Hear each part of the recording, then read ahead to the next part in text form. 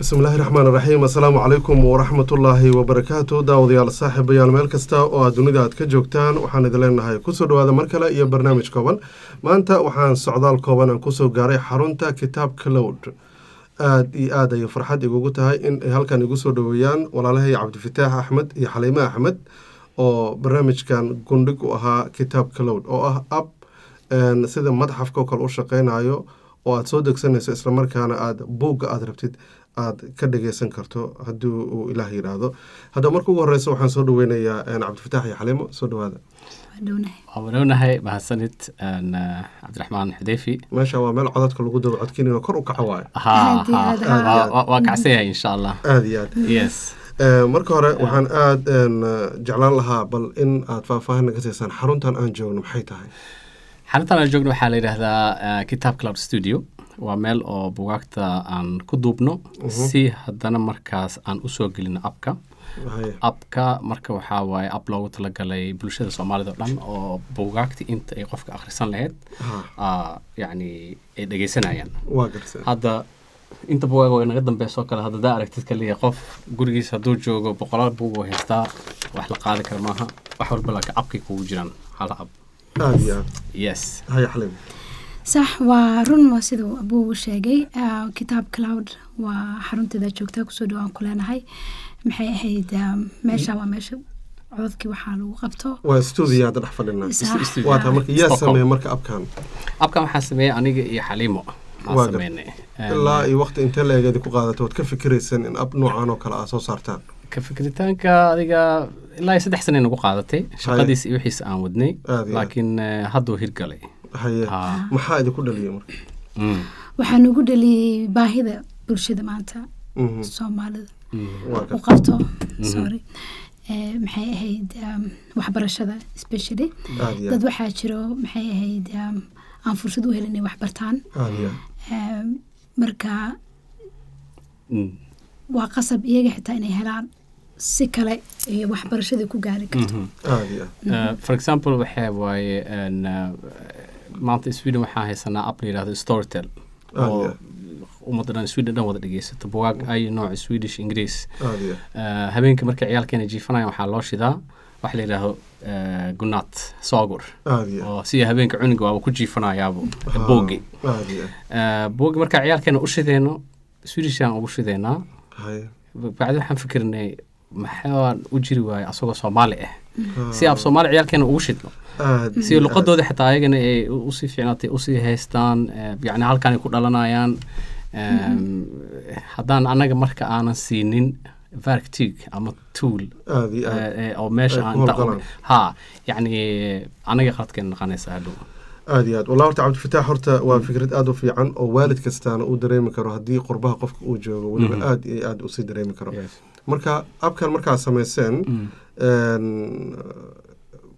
shirkad miya ma shakhsi ama labadiina kaliya iskale mase waa shirkad balaaran oo adduunka oo dhan waa shirkad balaaran oo insha Allah adduunka dhan wada gaari doonto hadda waxaan ku nahay 4 qof waa aniga iyo Xaliimo maxamed Sheekh Xasan oo leh shirkadda la yiraahdo Scanson Publishers oo buugaagta soo daabacdo iyo wiil kale asagana muxuu ahaa app developer ah waa taa marka buugaagta aad daabacaysaan ama aad ku soo bandhigaysaan ma qorayaasha idin soo gudbiyay ka codsada mase idinka doonta qaabkee ayaa u xulataan buugaagta waagi hore waxaan raadin jirnay qorayaasha si muxuu ahaa buugaagtoodii noo siiyaan yani permission si aan u dubno taas way socon weysay marka hadda alxamdulillah waxaan helnay Scanson Publishers oo ah maktabadda ugu weyn Europe oo dhan oo Soomaali buugaagteeda hayso marka waa isfahanay marka buugaagtiisa dhan aan wada duubaynaa Scanson Publishers aad iyo aad marka buugaagta Scanson kaliya hadda duubaysaa aan duubaynaa ma u baahninba hadda buugaag kale marka waxaa waa xag ku jira buugaag ciyaal buugaag dadka waaweyn buugaag ay nooc ku jiro laakiin qorayaasha kale gudaha waddanka jooga ay rabaan in buugaagtooda meesha ay ka soo dhex muuqdaan qaabka idin la soo xiriirayaan waa noo soo xiriiri karaan yes way noo soo xiriiri karaan Kitaab Cloud wuxuu leeyahay email social media uu ku jiraa marka amba inaga qaas ahaan noo soo xiriiri karaa kadib qofka markaas interesting ku aynu buugiisa Kitaab Cloud ka soo dhax muxuu ahaa muuqdo waa fursad uu helayaa maxay ahayd waxaan rabaa kale inaan ku daro maadaama aad su-aasha ay weydiisay soor waxaan ka cudur daaranayaa codkayga oo aad maxay ahayd hiyas u ah marka maxay ahayd waxaan rabay inaan ku daro xitaa fursaday u tahay actually qoraayaasha especially kuwa dalka jooga oo kale maadaama buwaagtooda waxaa laga yaabaa inay kulli halkan usoo diri karin amba ay halkan keeni karin so through technology marka qof faa'iido u tahay iyagana marka Soomaalida qurbaha joogto meel walba adduunyada joogaan inay gaarsiiyaan buwaagtooda marka kitaabka wuxuu sameeynaya wuu fududeynaya marka yaa isticmaali kara markii kitaabka loo qof walba isticmaali karto waalidiinta soo dejisanayo ciyaalkooda inay u shidayaan waalidkana muxuu ahaa uu dhageysanayaa buug marka abka freemium abka free waaye hadda laakiin free ma noqon doono insha Allah laakiin hadda bilowga hadda free waaye laakiin ma noqon doono lacaga laga dhigi doonaa waa subscription bil walba la bixi doona hadii la yiraahdo marka waana qiimo aad u jaban oo insha Allah idin raali gelin doono because sababta ugu weyn waxa weeyaan dadka inaan wax u qabano oo umada ayna gaarsiino sida aad maanta ogtahay oo kale especially marka qurbaha ku nooshahay Xudayf especially waxaad ogtahay waalidiinta waqti badan ma hayno ilmihii iskool bay aadayaan baxanaano amba somewhere hadhow waxa habeenkii guul iskugu soo laabanaya waqti badan oo marka ilmihii aad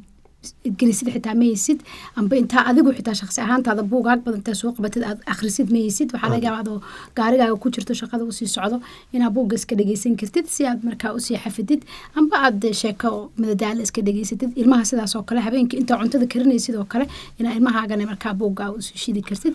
so yes horta markii ugu horeysay anigoo safar ku jira aan nin oday oo safarka nagula jiray adiga safarka wuxuu qaatay ilaa 7 saacadood wuxuu ugu yiri intaan socday 2 buug aqriyay anagan waa dood iyo fadhi ku dar waxaan ku jiray markaas waxaan sidee ku dhacday kadib ogaado markii inuu dhageysanayo waxa la dhahay ab inuu dhageysanayo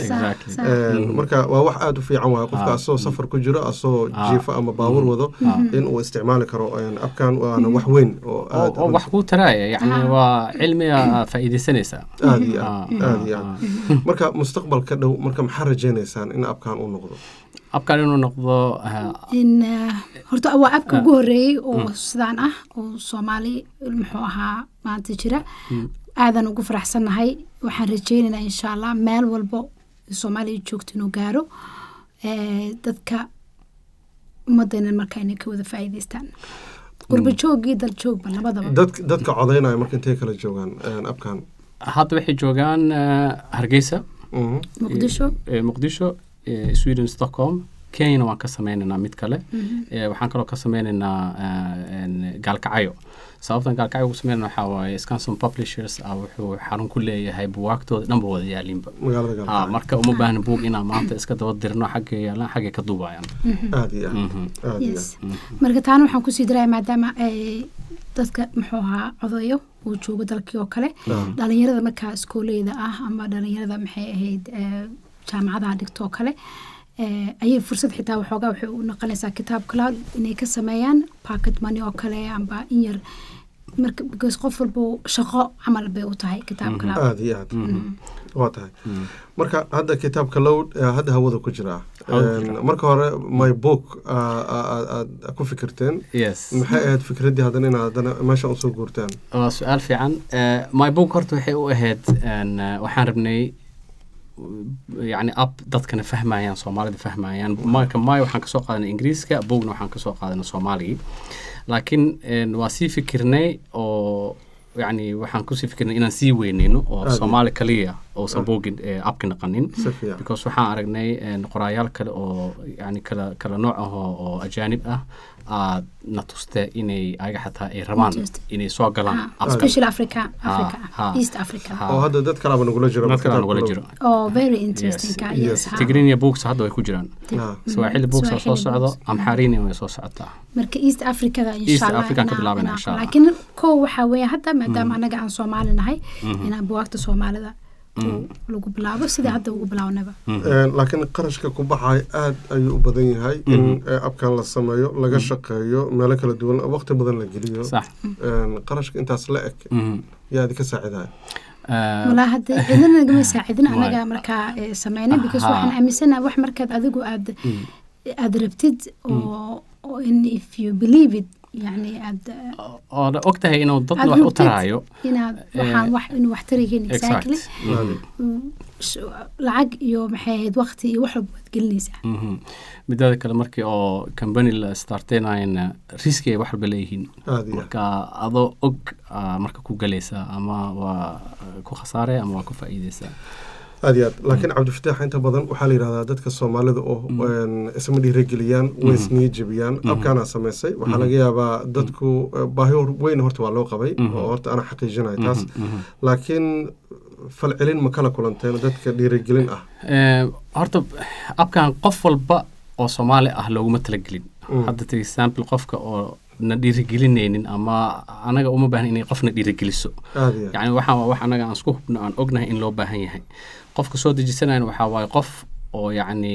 u arka ama cilmi ama wax akhris inay muhiim u tahay ciyaalkooda ama nafsiyadooda marka kuwaas oo kale soo dejisanayo ama yacni dadkan kale ama hana dhiirigeliya ama yasna dhiirigelin looma baahna qofkii oo laakiin arka inuu wax u taraayo wuu soo dejisanayaa wayna dhiirigelinayaan kuwaas laakiin kuwa badan waan aragna oo waxaan iska dhaafa saama soconayso laakiin kabood waay ayada sax waa run yacni muhiimaddu waxaa waa wax walbo maanta la sameeyo amba kitaab kale ha noqdo amba wax kale ha noqdo qof allaalo qofkii ay qusayso unbaa baahidiisa iyo muhiimaddeeda arki karo marka just waa inaad fahantaa waxbarashada muhiimadda ay leedahay especially dadkeena markaa waan u baahannahay dalkii markay tahay markay inta tahay sidoo buu u sheegay caruurtii rabaa inta ka faa'iidaysa dadka waaweyn ay ka faa'iidayo so waa inaad fahantaa waxbarashada muhiimadda ay leedahay markaas ayaad fahmaysaa kitaab kale muhiimadda uu leeyahay aad iyo aad hadda statistic ahaan tirada isticmaasho yaa u badanaa caruurta barnaamijyada bugaagta caruurta maa la dhegeysta mise bugaagta waaweyn maadaama ay yihiin waalidiinta waxaa abka soo dejiyo igaralaha waa arki karnaa waxaan arki karnaa abka wuxuu soo saarayaa bil kasto buug ugu badan oo la akhriyo hadda waxaa mar kale aan ku tusi karaa waxaa jira buugaagta caruurta uu soo saaray hadda oo badanaa loo akhriyay mideeda kale buugaagta marka la dhegeysanayo markaa dhegeysta kadib review aa sameynaysaa ama maxaa waaye falcelina ka sameynaysaa buug uu ficnaay qofka codeynay yani waa inuu qofka xataa asagana uu qorqoraa ayadan way fiican tahay taas dhiirigelinay noo tahay because feedback uuna siinaya qofkaas waxaan arkaynaa okay inta maxaa naga maqan waxaan kusoo darnaa maxaan ka reebnaa iyo waxyaabo lamid ah aad iyo aad waa tahay marka waxaan rabaa horta cabdifataax haddii aan warbixin kale kusii daro wuxuu sameeyey channel youtube la yidhaahdo nona t v oo isaguna runtii aada muhiim u ah oo caruur aada u fara badanna ay daawadaan channelkaas waxaa inta badan lasoo dhigaa muuqaalo runtii lamida sida kuwa kale caalamiga ah loo soo bandhigo cabdifataax marka hore taasna waa kaaga hambalyanaya waxaan rabaa in labadiinaba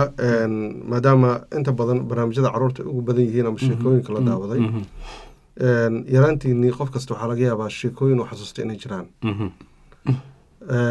bal hal sheeko inuu qof walba noo sheegaan jeclaan lahaa bal horta dib aan u xasuusanno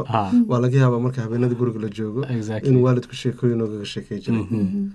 hay marka aan dib ugu laabano xoogaa dhowr sano dhowr iyo xoogaa aan dib u laabano horta waa jiraan waalidiinta mar walba ciyaalkooda sheeko way u sheegaan waxaan aragnay laakiin farqiga u dhexeeya ciyaalka halkan ku koraya iyo ciyaalka Soomaaliya oo kale anaga waxaana loo akhri jiray sheekooyin la dhaho dhegdheer iyo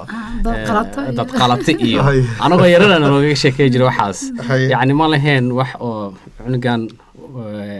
يعني إلا أنت وحوج جرا أنت صوصنا يعني لو شيء إنتان إياه وحس ما لهن واحد لكن قف كستبد دادي سالو شيء دادي سالو شيء جايا أبكنا حتى أساس صوص من هذا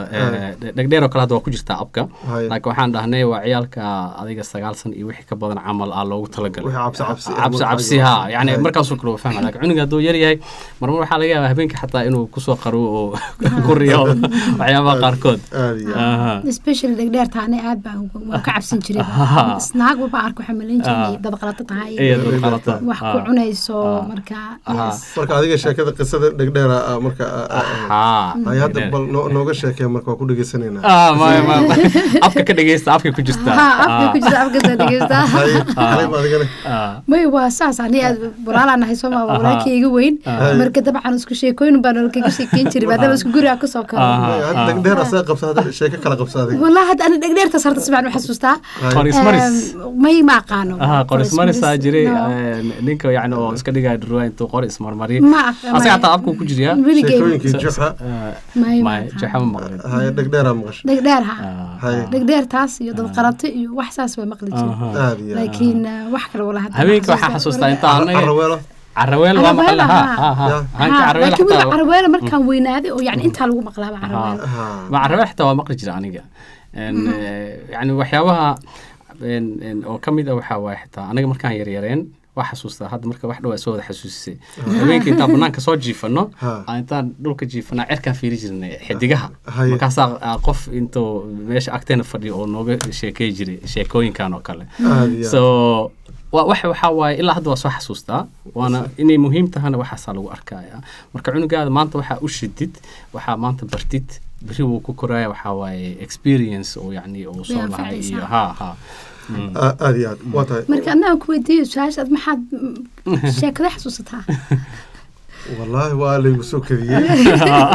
بلادك كيش شيء ما ربتي مثلا انه حير هذا ابك كتاب كله دلقه ما كتابك وين راك شيء كان كذا من كتاب كله لكن هو ذا قرحين شيء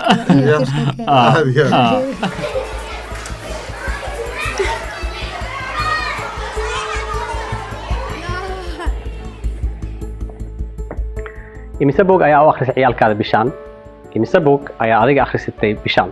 waxaan idin haynaa app la yiraahdo kitaab cloud halkan waxaad ka dhageysan kartaa buugaagta ciyaalka buugaagta dadka waaweyn quraanka kariimka quraanka lagu tafsiiriyey axaadiis soo dejisa appkan si aad u heshid aqoon iyo cilmi wax ku tara imise boog ayaa nala dhageysan doontaa bishaan aqoon la'aan waa iftiin la'aan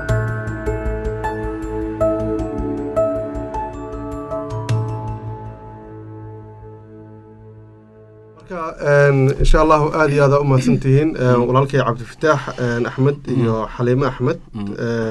رنتي برنامج كان قروح بدن له أما أب كان قروح بدن له سمايان وحقو نوجبه هاي لما أنت تهاجرون نوجبه هاي وحقو قف كستا ورياء أما وحدين كرنا وحقو جبه هاي تهاجروا جبه هاي نعد كسكو تهاجروا والد كستنا وحقو جبه هاي إنه الميز سود جيو أو دقيسيو qof kastana cilmi iyo xigmada meeshaas ku jirto inta aad bug soo qaadanayd maantana bug wadi lahayd waxaad ka faa'iidaysan kartaa inaad kitaab kalowda dhegtaada aad ku haysid oo gacanta uu kugu jiro maadaama aad dunida horumarto smartphone iyo wax walba hal waxa kale rabaa inaan ku daro waalidiin ama dad badan aan weydiiyeen bahalkan lacaga markaasaan dhahnaa haa yani dadka qaarkood waxayna dhahaan waa lacag badan ama for example ma xoogaha lasoo yareeyo laakiin waxaan rabnaa inaan u sheegno waxaa jira waalidiin haysto for example waxay ciyaalkooda u hayaan Netflix HBO waxay u hayaan lacag ka bixiyaan bil kasto yani waxyaabahaasoo kale ma la isweydiiyo waa la bixinayaa laakiin markii oo qof Soomaali oo wax adiga xataa naftaada wax u taray ciyaalkaada wax u taray ku keenana